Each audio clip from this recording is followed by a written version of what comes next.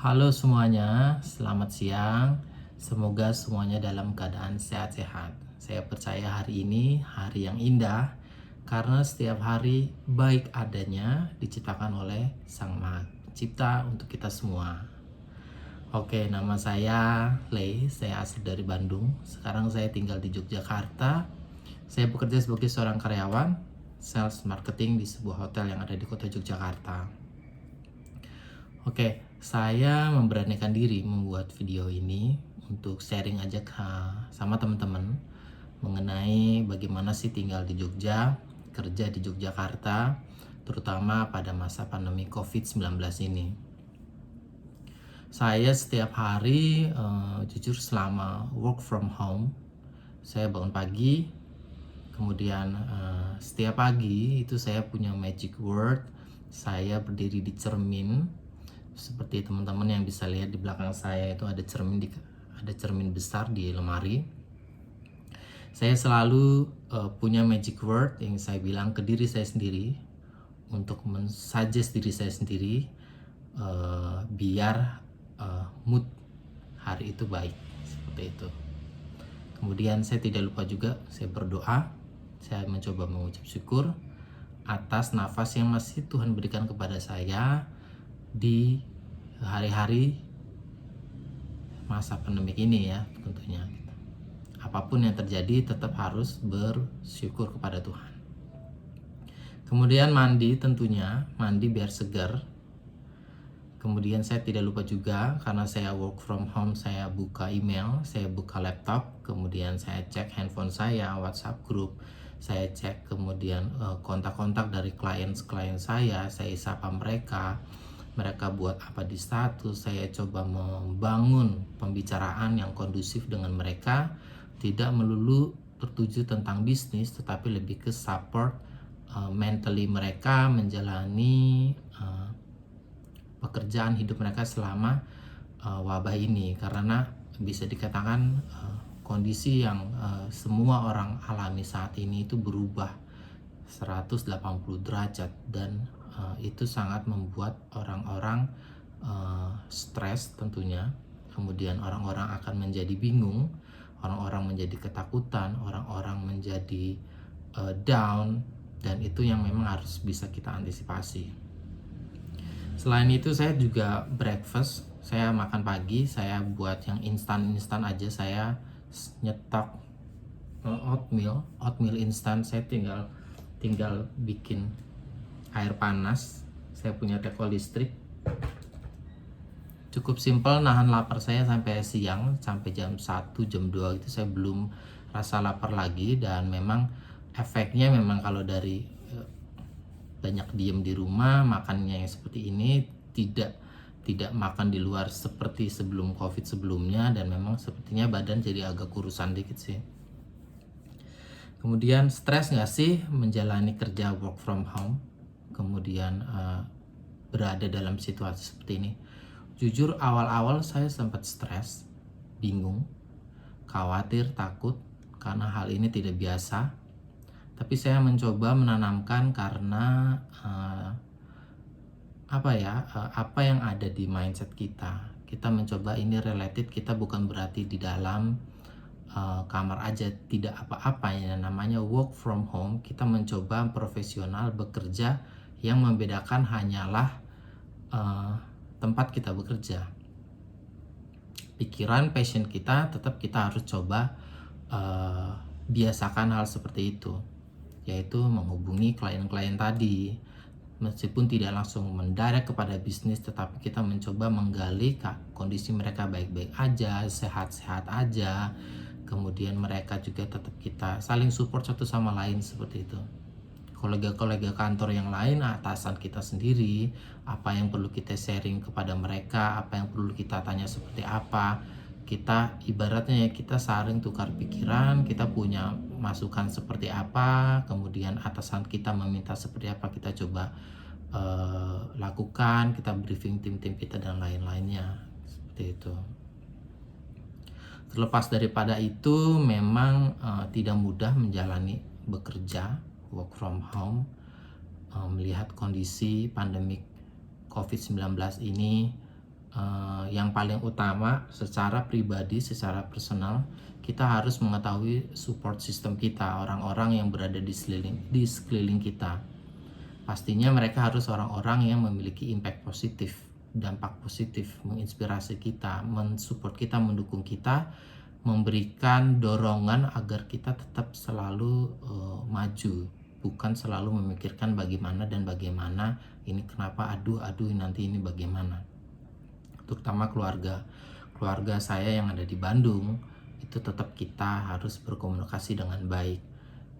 Tidak perlu menanyakan gimana kabar, at least kita WhatsApp atau telepon 2 hari sekali, mendengar suara, terutama kepada orang tua ya, seperti itu. Teman-teman dekat kita, sahabat-sahabat kita yang sudah dekat dengan kita dari zaman dulu sampai sekarang, yang bisa memberikan masukan-masukan, motivasi kepada kita, yang bisa membantu secara mental, itu perlu banget kita kontak-kontak mereka. Tidak hanya sekedar basa-basi, tapi ini benar-benar yang dekat secara personal, sudah seperti layaknya saudara kandung sendiri, seperti keluarga.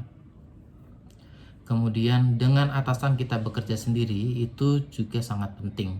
Mereka merupakan support system kita, bagaimana kita bisa bekerja secara profesional, menjalani kerja yang tidak biasa di masa pandemi COVID-19 ini.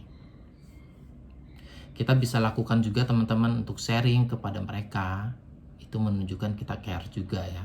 Kita sharing apapun terkait dampak wabah ini terhadap pekerjaan kita, dan itu tidak bisa dipungkiri terjadi secara global, tidak cuma di Indonesia, di Yogyakarta, tapi di seluruh dunia,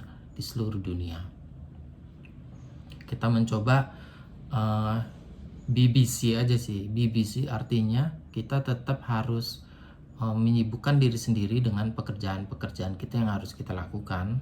Kita jangan sampai ada waktu luang yang kosong, karena itu mungkin kalau kita lebih banyak waktu kosong akan membuat kita tidak produktif, baik secara pikiran atau fisik segala macam. Kita bisa kontak teman-teman kita yang memang bisa kita ajak ngobrol, membahas suatu topik, membahas suatu kesukaan kita, atau kita ngobrol-ngobrol yang berfaedah intinya ya. Bercanda-bercanda sedikit mungkin bisa disisipkan selama kita ngobrol-ngobrol bareng mereka.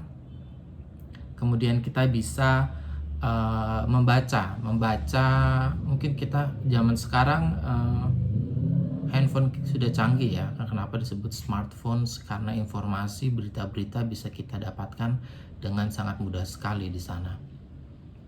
Kita bisa baca-baca berita yang positif, karena itu sangat perlu untuk mindset kita ke depannya. Kalau kalian punya buku yang bagus, bisa kalian baca ulang kembali. Kebetulan saya punya buku tentang Chicken Soup and for the Soul. Ini ada satu yang belum saya buka. Ini bagus, nanti mau saya buka hari ini. Chicken Soup for the Soul dengan judulnya Kekuatan Bersyukur. Bagus teman-teman, ada tentang lebih bijak, berani menghadapi tantangan, optimisme tinggi, sistem imun membaik, toleransi besar, dan kreativitas tinggi. Isinya tentang kisah-kisah yang berterima kasih yang dapat mengubah hidup. Ini bagus banget untuk menjaga pikiran kita tetap positif. Terus mengenai membaca informasi terkait penyebaran pandemi COVID ini memang kadang agak mengerikan ya, bagaimana cara penularan dan sebagainya, korban-korban yang meninggal, korban yang bertambah. Kita perlu tahu itu sebetulnya. Namun kita perlu menanamkan lagi ke dalam diri kita sendiri-sendiri, kita punya akal sehat. Dalam artian saat kita membaca itu, kita anggap itu sebagai pengetahuan. Jangan sampai kita menjadi terpengaruh terlalu dalam. Mungkin dalam beberapa menit setelah membaca itu kita ada efek secara psikologis sebagai macam. Tapi setelah itu karena kita sudah prevent dari awal, kalau kita membaca itu hanya untuk pengetahuan, saya yakin kita bisa memilah-milah dalam otak kita ini mana yang itu memberikan impact positif buat kita. Intinya kita bisa menyaring berita ya teman-teman ya. Seperti itu. Selain itu mendengarkan musik, jenis musik yang kalian sukai itu bisa kalian setel untuk menjaga mood kalian tetap baik. emosi kalian. Secara psikologi, music is therapeutic. Membaca buku, mendengarkan musik itu adalah terapeutik, sebuah terapi secara tidak langsung yang dapat membuat diri kita merasa lebih comfort, nyaman. Kalau semua itu sudah dilakukan tapi ngerasa kok tetap kayaknya kurang ya, saya kurang nih, seperti ada yang enggak accomplish gitu, ada yang masih belum komplit, mungkin teman-teman juga bisa menambahkan aktivitas lain. Jujur juga mungkin pernah beberapa kali saya seperti itu ya, saya coba menambahkan kegiatan dalam sehari-hari saya ini dengan olahraga kecil, stretching, kemudian ya workout kayak push up, sit up, stretching, kemudian meditasi dengan mendengarkan lagu-lagu yang relax seperti itu. Atau kalian bisa mencoba juga inhale, exhale 4-7-8. Kalian bisa baca juga apa itu pernafasan 4-7-8, itu sangat mudah sekali. Kemudian kalian bisa bersih-bersih kamar, kemudian lipat-lipat baju, membereskan baju, baca buku tadi juga sudah, kemudian apapun itu yang bisa kalian lakukan selama itu positif dan tidak mengganggu pekerjaan. Apabila kalian memang dalam work from home, artinya kita tetap menghargai pekerjaan utama kita bisa iseng-iseng jualan juga, membantu teman-teman yang memang sedang mencoba berjualan makanan atau barang-barang di tengah kondisi ini, seperti itu. Yang pasti positive vibes yang harus kita tanamkan. Kita harus punya kemauan untuk berubah, karena kondisi ini merubah segalanya. Saya mau menegaskan lagi, kondisi ini merubah segalanya. Bisa dibilang ini sebuah bentuk normal yang baru. Kedepannya akan seperti itu. A new normal of human life, human living. Dan itu harus kita ikuti seperti itu, karena perkembangan zaman secara teknologi, peradaban manusia, tentunya itu memang akan terjadi. Yang pasti teman-teman tetap berdoa, jaga diri, jaga kesehatan, higienis, dan jangan keluar rumah kalau memang itu tidak perlu. Kemudian harus bawa hand sanitizer, pakai masker kalau memang harus keluar, mau membeli makanan atau persediaan makanan.